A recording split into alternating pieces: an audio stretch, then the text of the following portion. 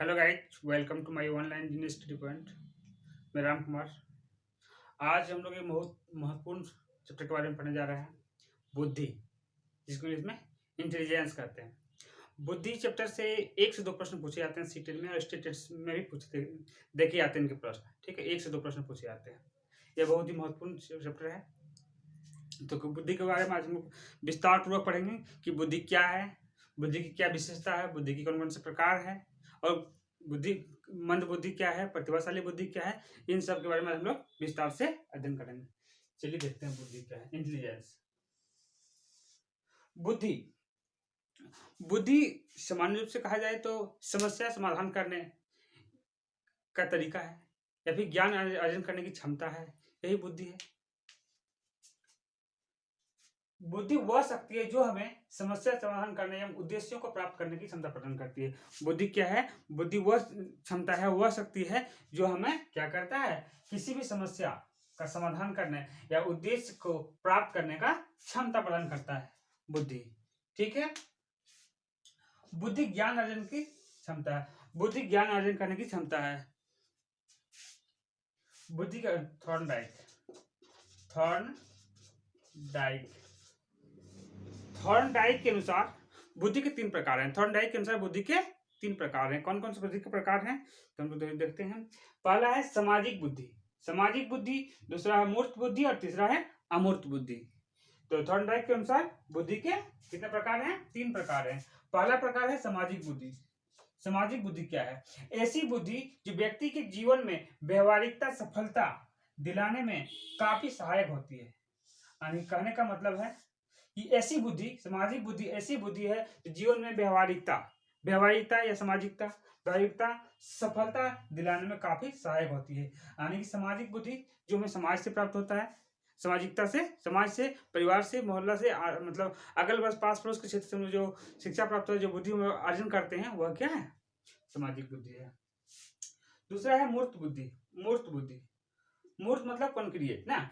वैसी बुद्धि, वैसी मानसिक बुद्धि या वैसी मानसिक क्षमता जिसके सहारे मनुष्य ठोस वस्तुओं को महत्व को समझता है। यानी कि वैसी मानसिक बुद्धि है जिसे ठोस वस्तुओं, यानी वैसा जो हम लोग देख के करते हैं, जैसे कि इंजीनियर, कारीगर, ये सब क्या है, हम लोग देख करके उन चीजों को सीख जाते हैं, और जितना सीखते हैं बस उतना ही कर पाते हैं। मूर्त हो गया, ठोस हो गया।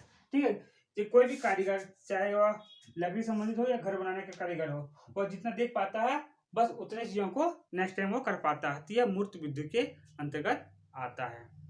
नेक्स्ट है अमूर्त बुद्धि। अमूर्त मतलब जिसे हम लोग नहीं देखे हैं, वैसे चीजों की कल्पना करने से, कहानी लिखना। वैज्ञानिक किसी चीज की खोज करता है, उसके बारे में कुछ पता नहीं है, लेकिन फिर भी उनका खोज करता है, यह है अमूर्त बुद्धि के अंतर्गत आता है। जैसे कि कविताओं को लिखना, कहानी को लिखना। ठीक है। अमूर्त बुद्धि कल्पनात्मक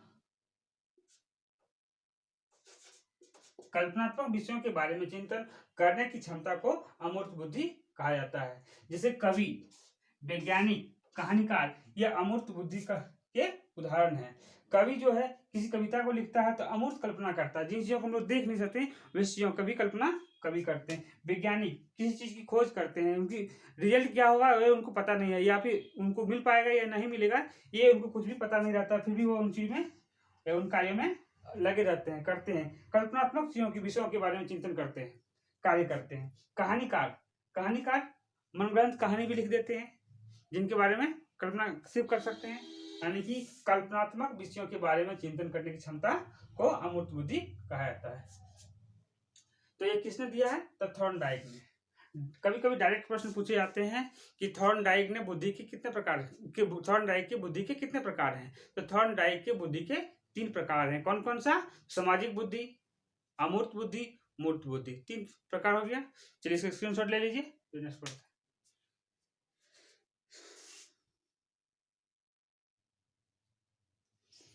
बुद्धि की विशेषताएं, बुद्धि की विशेषताएं कि बुद्धि की क्या क्या विशेषताएं हैं। चलिए देखते हैं। बुद्धि एक सामान्य योग्यता है। बुद्धि क्या है? एक सामान्य योग्यता है। इस योग्यता के द्वारा व्यक्ति स्वयं एवं दूसरों को समझता है। मतलब बुद्धि क्या है? समझने की क्षमता है, लोगों को समझ पाए या स्वयं को समझ पाए कि हम क्या गलत कर रहे हैं, क्या सही कर रहे हैं, इन चीजों को समझने की क्षमता हमें कौन देता है? तो बुद्धि प्रदान करता है। बुद्धि जो है व्यक्ति की जन्मजात शक्ति है। बुद्धि कैसी शक्ति है? जन्मजात शक्ति है। कुछ बच्चे जन्म से ही मूढ़ बुद्धि के होते हैं, धीमे बुद्धि के होते हैं, तो कुछ काफी प्रतिभाशाली बुद्धि के होते हैं, कुछ सामान्य बुद्धि के भी होते हैं। तो बुद्धि क्या है? बुद्धि व्यक्ति की जन्मजात शक्ति है। बुद्धि अमूर्त चिंतन की योग्यता प्रदान करती है।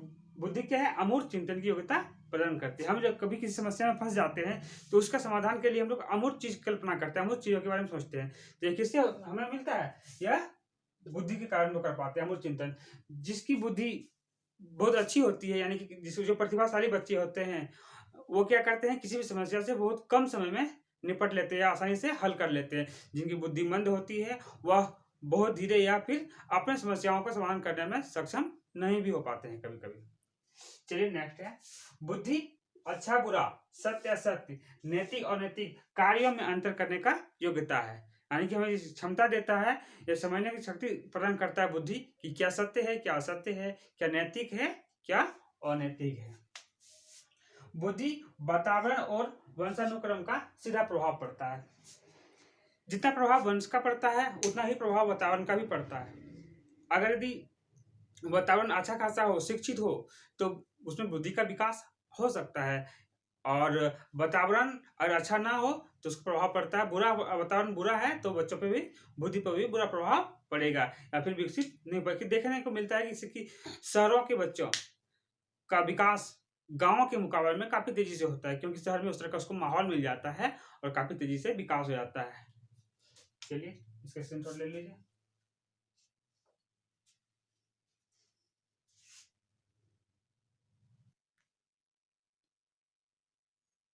बुद्धि के सिद्धांत।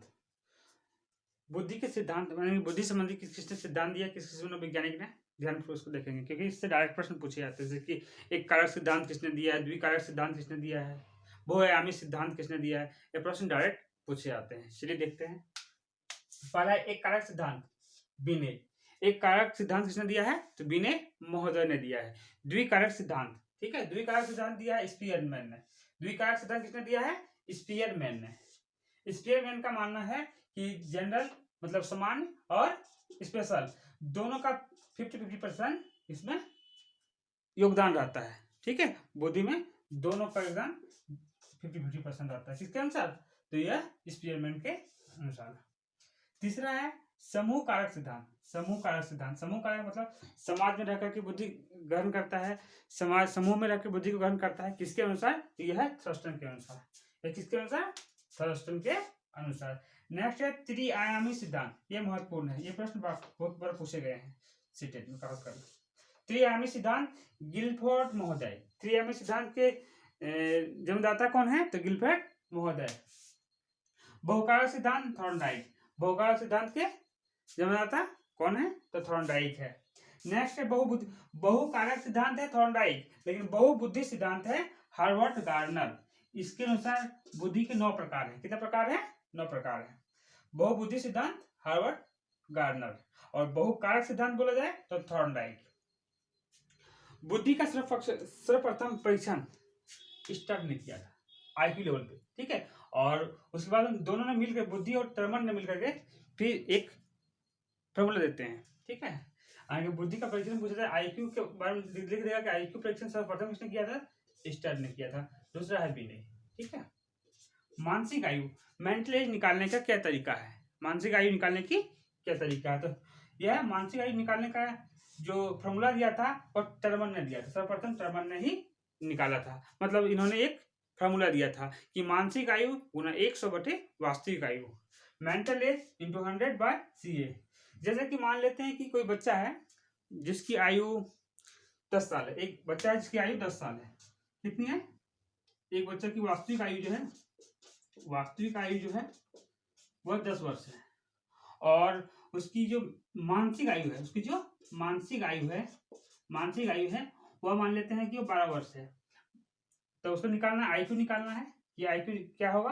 तो आईक्यू इक्वल टू होता है मेंटल एज, मानसिक आयु 12 इंटू कितना 100, और वास्तविक एज कितना है, करंट एज कितना है, तो 10 ईयर्स है, 10 वर्ष है बाई 10, यानी कि 120। 120, इसकी मानसिक आयु कितनी होगी 120, मतलब सामान्य से ज्यादा है, यानी कि ये प्रतिभाशाली बच्चे की गिनती में आएंगे।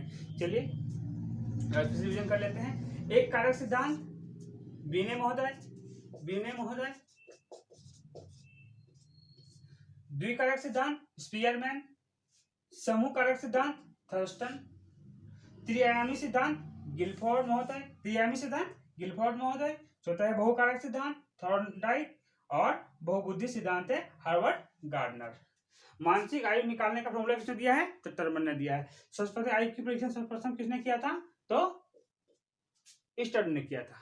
ठीक है, आई क्यू बराबर क्या होता है, एम ए इंटू 100/CA, मतलब मानसिक आयु मेंटल एज इंटू 100/करंट एज। ठीक है, मानसिक आयु गुना 100 बटे वास्तविक आयु। चलिए इसका स्क्रीनशॉट ले लीजिए।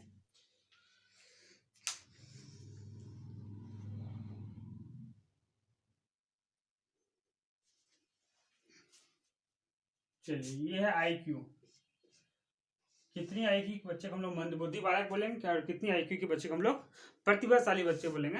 चलिए ध्यानपूर्वक देखते हैं, और किस तरह के बालक या किस तरह के मनुष्य को संसार में कितना प्रतिशत पाए जाते हैं। चलिए विस्तारपूर्वक देखिए। IQ निकालने का फॉर्मूला क्या है, तो IQ निकालने का फॉर्मूला है IQ equal to MA into 100/CA। MA मतलब मेंटल एज, मानसिक आयु, गुना 100 बटे CA करंट एज, वास्तविक आयु जो अभी है। ठीक है, प्रेजेंट एज जो उसको बोल सकते हैं। तो अगर यदि 140 से अधिक है, 140 से अधिक है, उसके IQ 140 से अधिक है, तो वह प्रतिभाशाली बच्चे होंगे। जो पूरे संसार में मात्र 2% लोग पाए जाते हैं जो कि प्रतिभाशाली उनके होते हैं, जिसका IQ 140 से ऊपर होता है, जिसके हम लोग एग्जाम्पल के तौर पर ले सकते हैं आइंस्टीन साहब। ठीक है, वैसे लोग जिनका IQ लेवल 140 से अधिक है, वह मात्र 2% लोग संसार में पाए जाते हैं, जिसको बोलते हैं प्रतिभाशाली। ठीक है, दूसरा है 120 से 139, यह प्रखर बुद्धि के होते हैं, मतलब प्रतिभाशाली से थोड़ा सा कम बुद्धि के होते हैं, प्रखर बुद्धि वाले होते हैं, जो संसार में 7% लोग पाए जाते हैं, जिसका IQ लेवल 120 से 139 यानी कि 140 तक पाया जाता है। तीसरा है 110 से 119, तेज बुद्धि, इसको बोलते हैं तेज बुद्धि वाला बालक, जो संसार में 16% बच्चा या 16% व्यक्तियों में इस तरह के IQ देखे गए हैं। 110 से 119, 90 से 110, 90 से 109, 90 से 109, यह है सामान्य बुद्धि के मनुष्य या सामान्य बुद्धि के बालक, जो कि पूरे संसार में 50% लोग पाए जाते हैं जो कि सामान्य बुद्धि के होते हैं, सामान्य बुद्धि के होते हैं 50% लोग। 80 to 89, यह मंद बुद्धि के बालक हैं, इसको शिक्षण के माध्यम से, प्रशिक्षण के माध्यम से तैयार करके हम लोग सामान्य बुद्धि के लायक बना सकते हैं, कर सकते हैं। यह भी किसी काम को अच्छा तरीका से कर सकता है प्रशिक्षण देने के बाद। लेकिन उसके नीचे का जो IQ लेवल है, जो 70 से 79 तक, यानी कि 70 to 79 तक जो है, इसको सीमांत मंद बुद्धि है। सीमांत मंद बुद्धि का आयु का जो मनुष्य पाया जाता है, जो बालक पाए जाते हैं वो संसार में, वह 7% है। ये लोग अपने दिनचर्या को भी बढ़िया ढंग से नहीं कर पाते हैं। दिनचर्या का मतलब से खाना पीना, नहाना धोना, अपने कपड़े साफ करना, ये सामान्य कार्य को भी बढ़िया ढंग से नहीं कर पाते हैं, ये 7% लोग। लास्ट में जो रेड पेन से लिखे हुए हैं, ये रेड लाइट एरिया ही है। ठीक है, क्योंकि ये जिसका IQ 70 से कम होता है, जो जड़ बुद्धि बोलते हैं, मतलब वो चल फिर भी नहीं सकते हैं, कुछ बोल नहीं सकते हैं, सुन नहीं सकते हैं, वैसा बालक को रखा गया है जड़ बुद्धि के अंदर, जिसका IQ लेवल 70 से कम है, यानी वो अपने दैनिक कार्य को करने में असक्षम है। ठीक है, एक बार ध्यानपूर्वक देख लीजिए। IQ लेवल 140 से अधिक प्रतिभाशाली बच्चे, जो संसार में 2% लोगों में पाया जाता है। दूसरा है 120 से 139, प्रखर बुद्धि के, मतलब प्रतिभाशाली से थोड़ा सा कम। ठीक है, तीसरा है 110 से 119 बुद्धि वाले, IQ लेवल वाले क्या है, तो यह तेज बुद्धि के अंतर्गत आता है, जो 16% व्यक्ति पाए जाते हैं संसार में। 90 to 109, 90 से 109 तक यह सामान्य बुद्धि के हैं, जो 50% लोगों में पाया जाता है। कितना प्रतिशत, सबसे अधिक लोग पाए जाते हैं जो सामान्य बुद्धि के होते हैं। 80 to 89 मंद बुद्धि के, जो 16% है। 70 to 79 सीमांत मंद बुद्धि, जो 7%, और 70 से बिलो देन 70 जड़ बुद्धि के 2% लोग पाए जाते हैं, टोटल 100%। चलिए ठीक है, आज तो इतने ही, फिर मिलते हैं नेक्स्ट वीडियो में।